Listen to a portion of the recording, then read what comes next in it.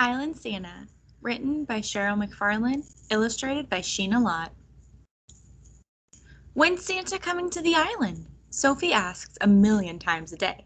One day, she doesn't ask, and deep down, I know she's sick again.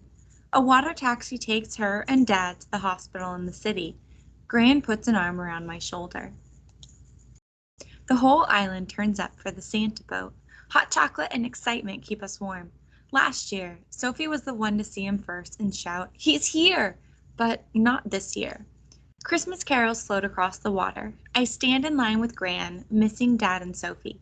"Don't worry, Sam. You'll see them soon."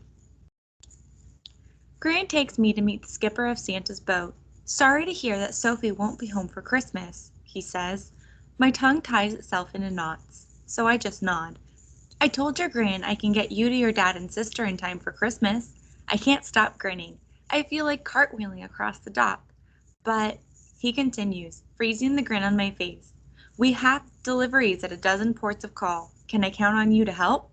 "Yes, sir," I breathe. "I'm coming, Sophie. I'm coming." My job is sorting presents for each stop. Dolls, books, toy trucks, and puppets. An elf gives me a lesson in making balloon animals. One island has a cool old fire truck waiting to take Santa to the hall. The hall bursts with excitement. The line to Santa snakes around it all. I make a balloon dog for someone's little sister. It's Cricket, but she doesn't mind. After that, I have my own lineup. Another island and another bay. Our hands stiffen from the cold. Santa doles out presents, chuckles when his stomach is poked, and listens. One girl asks to have a baby brother. A boy wants a teddy for his sister, who is home with the flu. We motor through a swirling sea of white, past ghost islands. We steer into the sheltered waters of a narrow harbor. It's our last delivery before we can fall into our berths and sleep. I wake up to a gale. Our boat is a roller coaster. Waves break across the bow. Will I ever see my family again? We pitch and shudder through high seas until we find shelter in the lee of an island cove. Half of Santa's helpers are seasick green. An audience of seals watches us fix our tattered decorations.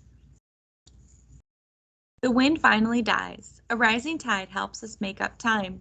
The skipper steers past sandstone cliffs and caves the sea has carved into strange shapes. We slow to a crawl in open water. "It's a bit tricky here," the first mate says.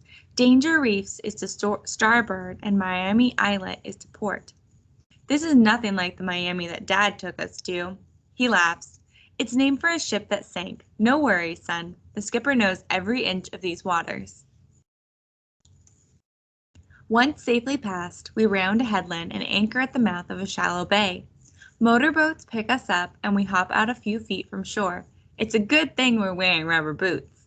A bonfire welcomes us. We leave behind presents and happy faces.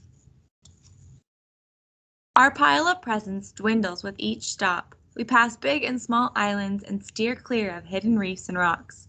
"Transients 15 degrees to starboard," someone shouts. All I see are whitecaps. Then they surface.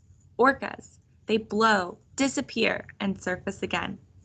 It's dark by the time we reach the lighthouse. They must have worried that we wouldn't show. I can't wait to see Sophie and my dad, but a little piece of me doesn't want this trip to end. At the dock, a taxi is waiting to take me to my dad. I walk through grand double doors into a living room with a totem pole reaching for the sky. Dad comes running. He lifts me off the floor and wraps me in a bear hug. I have a present from Santa, a slightly lopsided balloon dog, and a story that I can hardly wait to tell my sister.